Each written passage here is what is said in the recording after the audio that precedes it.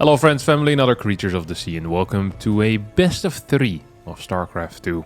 Today we are watching a show between Bjorn and Jon Jakov. Bjorn, the 2016 WCS champion, winning BlizzCon. It was back then against Dark in the finals, I want to say, with a 4-3 score, abusing loads and loads of Reapers, or perhaps using them accurately like no one else could. On the other hand, we have Jon Jakov. In 2016 he still was in elementary school. Was wondering whether if you do 3 times 4, it really gets to 12. Counting them out on his hands, realizing he only had 10 fingers. Gasp. Now he is one of the most talented Zerg players that we have in Europe. He's definitely the fastest up-and-comer. Someone that's made a meteoric rise over the past few years. And where it fell that for a while he'd been stagnating, plateauing at a 6.2, 6.3k MMR. Lately, he's shown some slightly better results also in tournaments and qualifiers. And today we have one more of those qualifiers. This is a qualifier for the Wardy TV Open October, I want to say it is. And it's going to be a fantastic one, most likely here. So we're starting on Ruby Rock. Wardy has decided to put in some of those new maps that have been showcased in the Team Liquid map contest. And as a result, we now have a larger variety of maps to play on, which I am a huge fan of personally. Reaper's gonna make its way across the map. We'll find 2 links here. Jon Jakov forgot to send a drone out, which I am not sure how you forget this. This is a pretty, one could say, an important portion of the early game. Look at this. Jakov is going to actually manage to still squeeze the drone by. Only ends up losing 2 links, so yes, that is expensive.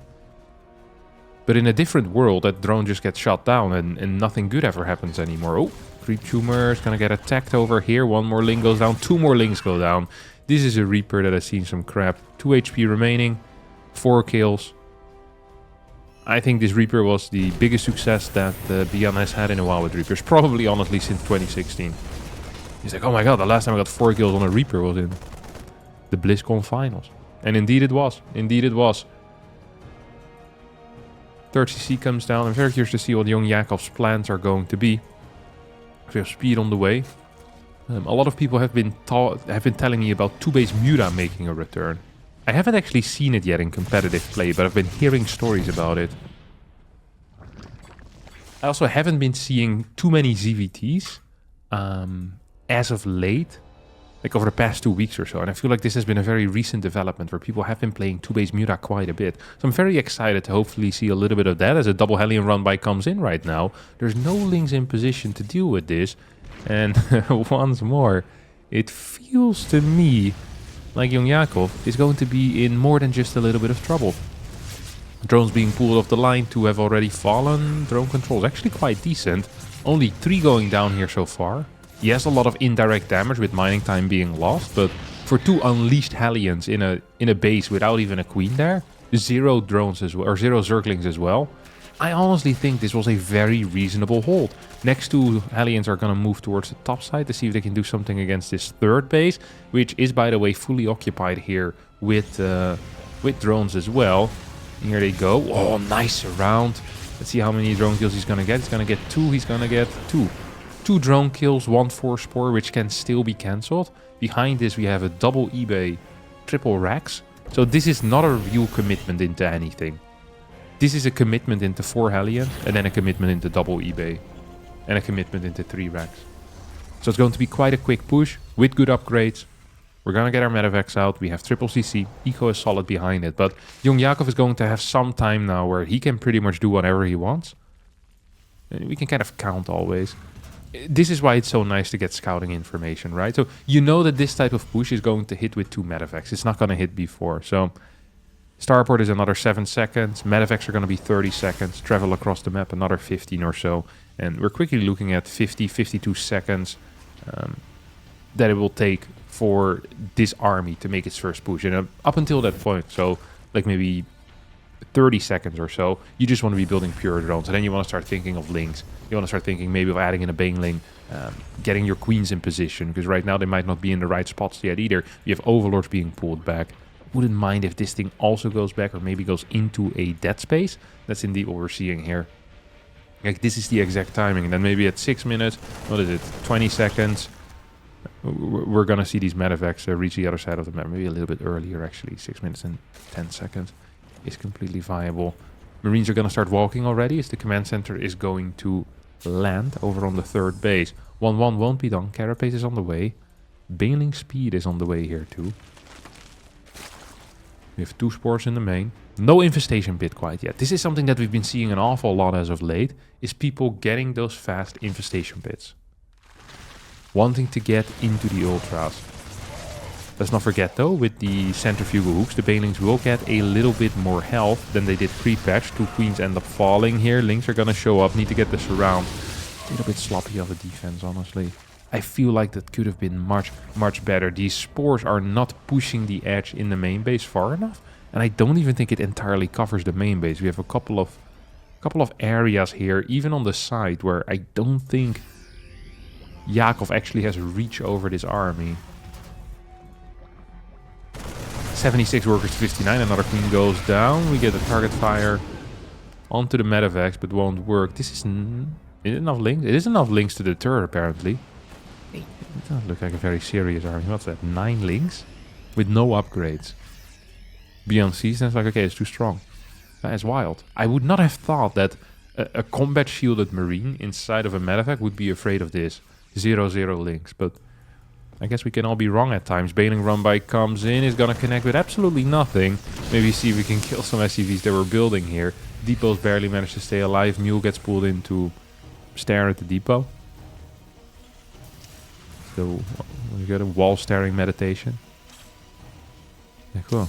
He goes back to work and explodes. He's like, oh my god, I should have kept staring at the depot. What a mistake. Ooh, Baneling's gonna connect here with the Marines. Despite a couple of losses in the early stages of the mid-game, Yakov's creep spread is looking pretty sick. Look at this. A couple of tumors out here. We got a tumors midway across the map as well. He's dealing with everything. Oh, link splits are good too. Hydra's now showing up. Love to see queens waddle over to push a couple more tumors out of here. But apparently it's not happening.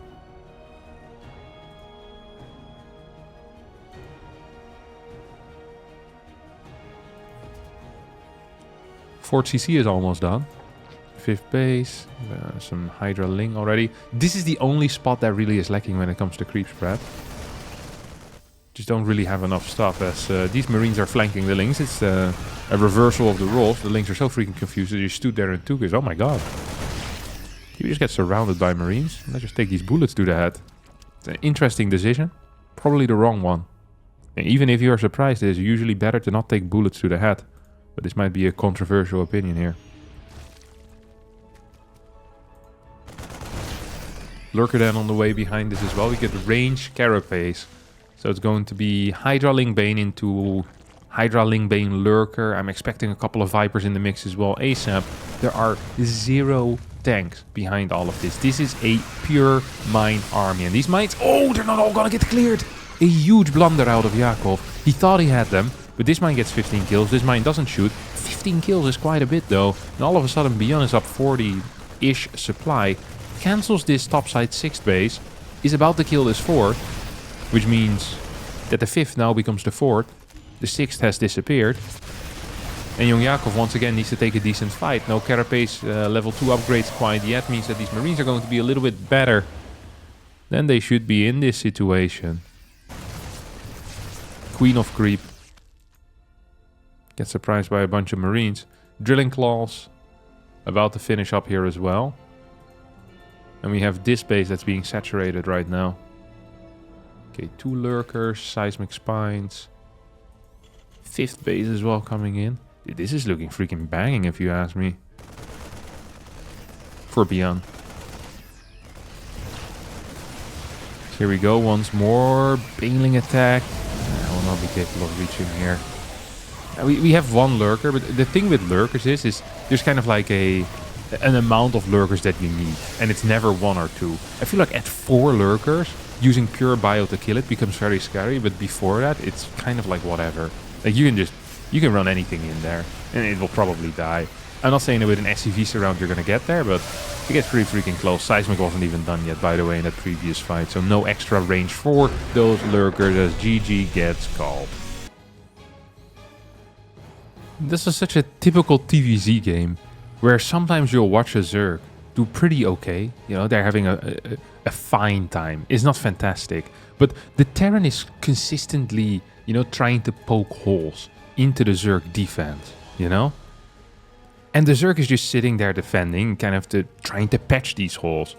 And if a Zerg continuously is patching these holes, like, oh my god, Zerg's doing such a great job patching all these holes. Look at that. The boat isn't sinking. We're still going. And then you look at where you are, and like, the boat has barely left the port. And that is kind of what it felt like in that previous game as well, where Beyond isn't fully committing to making the boat sink. And then at some point the boat sinks anyway. But he's just poking. He's just prodding. He's making sure that he keeps Young Yakov in check. And in check, he kept him. Absolutely. So, well executed there. Beyond is going to switch it up with a command center first on the low ground. This is one of the builds. Oh, this is a double barracks. So it's going to be a reactor tech lab here. Okay, this is one of the builds that we frequently see out of Beyond as kind of a mix-up. It has a couple of follow-ups that we could discuss. But Young Yakov is someone that is more aggressive than other Zergs. Young Yakov is, I guess, in a way, closer than Korea than most other Europeans. He lives in Russia, so geographically closer, but also closer in his mind. He is way more aggressive. He's more likely to try and kill people with random stuff as well. Like, he's not necessarily oh, I prepared this, let me try it. He is oh, this looks weak. Let me do this. And then he'll go for it, and it will be weak, or it will be strong, or it will be... It's much more Korean, in a way. Where Koreans, they often play a little bit more instinctual, and boom, solid in the moment, snap decision. There we go, you're freaking dead, because I decided so. Although so far it doesn't actually seem to be the case at all. He's going to run across the map with a couple of links. He's actually adding 2 more, which is kind of weird. But maybe that is for... I don't actually know what that could be for. But I'm curious to see what he's going to be doing. So we have a factory coming up here as well. Oh, we actually are getting a Baneling nest. That is very early for a macro game Baneling nest. I love that he's showing the links as well, in a way that kind of gives a false sense of security here for Beyond. Where it's like, okay, you're showing these links. You're probably not trying to all in, right? Because someone who would all in wouldn't show any aggression. So Beyond needs to be extremely careful here right now. And you can see that with the positioning as well of the Marines. I wonder if we can kind of walk in between here, or what the plan is going to be. You have crap tons of links on the way. We're going to get a bunch of Banelings out here as well. And this link is just kind of a scouting link. Try to figure out, like, what the hell? What the hell, dude? What am I supposed to do here? Depot wall going up. First 3 Banelings on the way as well. We're going to get 3 more. I think 6 is kind of a key number. I wonder if we're going to see any extra, or if it's just going to be 6. I think he wants to get 1 more. He's probably just going to kind of sprinkle them in once he gets the gas available. So 4 links coming forward. Snipe 1 SCV. Barely fill. Gonna go back in. Oh, he's baiting. He's baiting. And these Marines have been baited fairly well here. He's going to run in. Gets the catch on 3 of those Marines as the Banelings roll forward. We have some weird blocking going on, but I believe that Young Yakov has successfully entered the main base. If you successfully enter the main base with a lot of links and a Baneling, it's going to be trouble for these SCVs as GG gets called. Young Yakov wins game number 2. And a game like that instantly brings us to 10,000 feet. Beautiful map from the TLMC.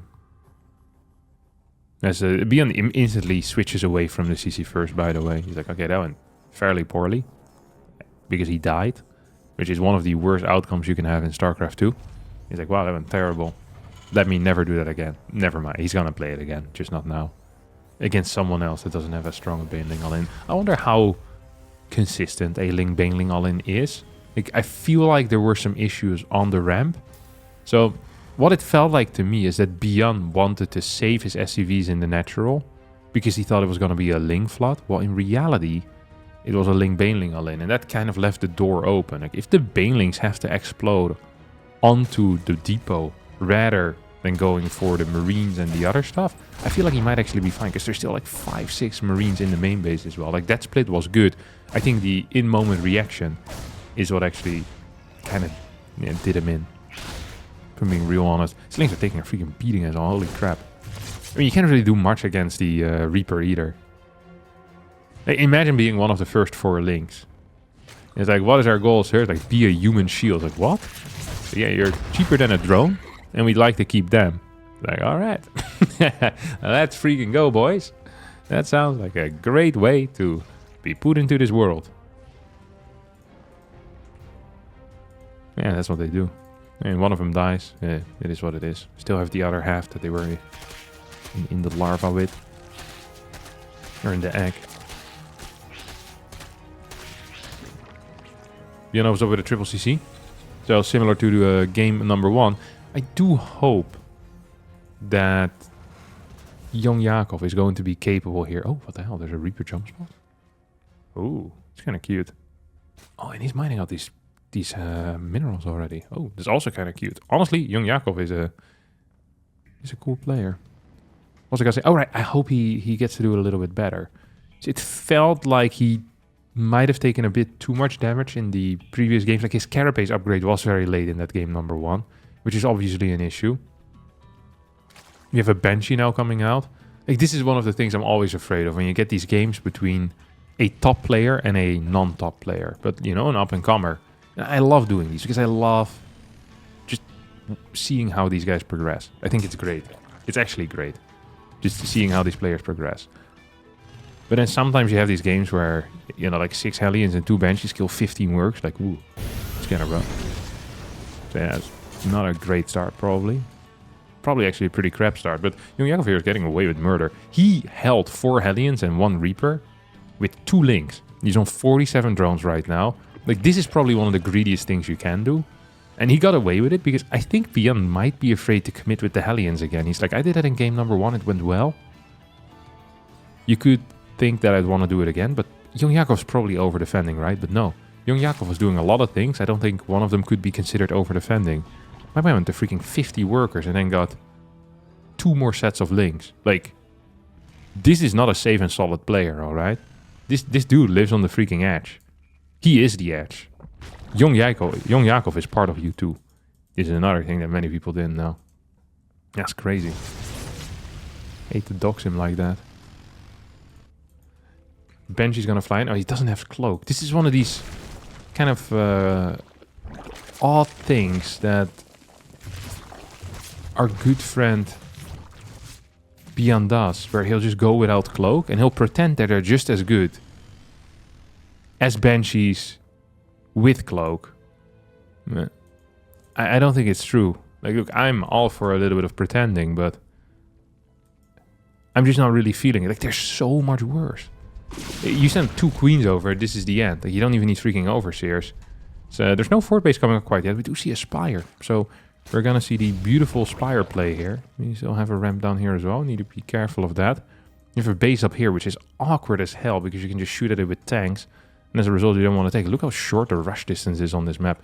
Which is usually, by the way, not what you want when you're playing Mutas. You want longer rush distance so you can get higher drone count. And your Muta harass can deal more damage before the opponent's army moves across the map to kill you. Dude, young Yakov is absolutely relentless. I did not know this is where the map was going to end. I have a feeling Beyond might not have known that this is where the map was going to end either. He's like, oh, why the hell am I not walking through the wall? It's like, well, because it's a wall.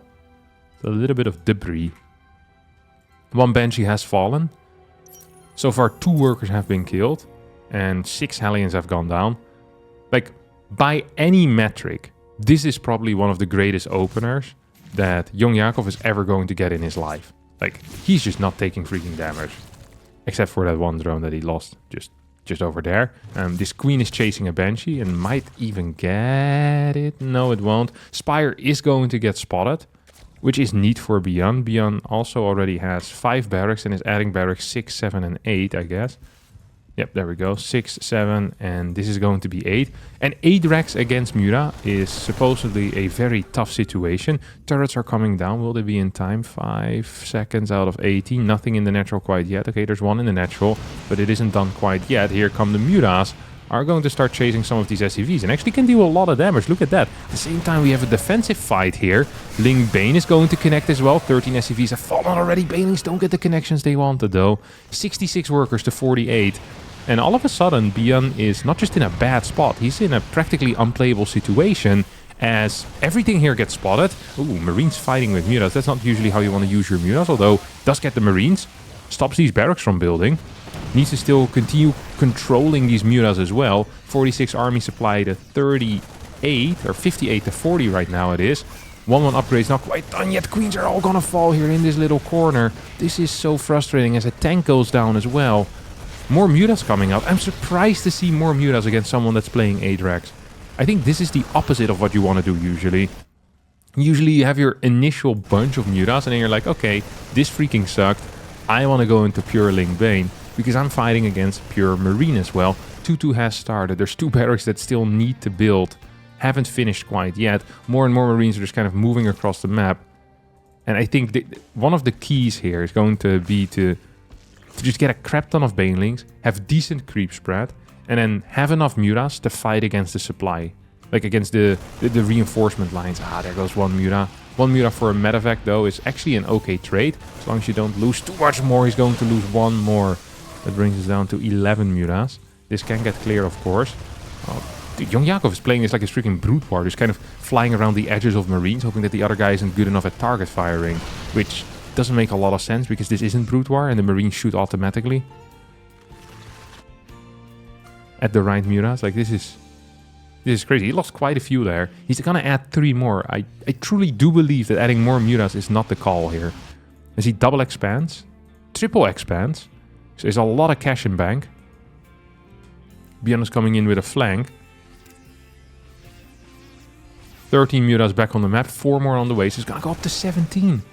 I would love to see +2 carapace start though. I think that is actually much more important here. Because once more we're going to have a 2-2 fight against the 1-1 army. He's going to go for melee first. Okay, no, he cancels. Thank God. Absolutely the correct call. And what I want to see right now is higher Baneling counts. He's actually going to commit here onto this turret. That might have some potential. He flies into the main base. Whenever Young Yakov has a chance to commit, he'll do it. Never let him meet your sister. He's going to be married in 2 weeks. So you're going to hear that they're dating and the second date he proposes. It's like this guy has commitment issues, but the other way around. Like you just can't stop committing. He sees a freaking like 2 turrets in the main base, like 12 Marines. So yeah, I have 9 Mutas. I think I can do that. So, yeah, I don't think you can. Yeah, he couldn't, but he tried. No, he's figuring out many ways to not use the Mutas in this game. Sensor tower is gonna get sniped. Lose the Muta for it. Also doesn't feel like a super worthwhile trade. Gets an even... Okay, dude, he's not understanding what the hell's going on here. He's going into freaking Ultras. He's gonna fight off creep as well. He still is in a pretty decent spot because I think like that initial flying with the Mutas was so sick, right? But he's making a lot of calls, which I find kind of weird. Like, why the hell are we getting pneumatized carapace in a game where our opponent is on 3 base, 60 workers? We just need to survive, man. We just need to not, like, die, dude. This base is going to end up falling. We have a huge run by. I love this. This is often a correct call. If he can cancel this 4th base, that would be huge news too. No Banelings in the mix, though, is going to make this significantly harder. You have 10 Banelings in here, boom. This is a game ender. You have no Banelings in here, boom. This is nothing. We do have a crap ton of Banes at home. There's only 2 tanks. 3 tanks total. 104 Marines against 36 Banelings. On creep, this is going to be a one-sided affair. Off creep, I don't know what the hell this is going to be. It's going to be exciting, that's for sure. Fort CC is now finished up for Beyond. So he's kind of preparing for a macro game here as well. Were this the only 2 medevacs here? They were the only 2 medevacs here. Yeah, stimming is going to be tough. Look at him. This guy's freaking crazy, man. He dives in head first. Absolute machine. Oh. Here we go. Get a split off towards the left side. Both of these medevacs are just going to get slaughtered. As the Ling Bane is going to clear it in the end. These Marines are going to send in forward. This is so freaking awkward. Another Muta dies. How many Mutas have we lost so far? 20 Mutas have been lost so far. So that's 4k resources. That's a lot of resources to lose. Baneling flank comes in. Not a lot of Banelings on the top side though, which does worry me a little bit. Sends him 1 further forward. Like having a Ling Bane run by here somewhere into the 3rd base would have been such a big deal. Okay, here comes the flank. First tank is going to get taken out. 2 medevacs are showing up here defensively. We have a couple of Banes out here. Dude, being capable of zooming out right now as a Zerg would be a godsend. No!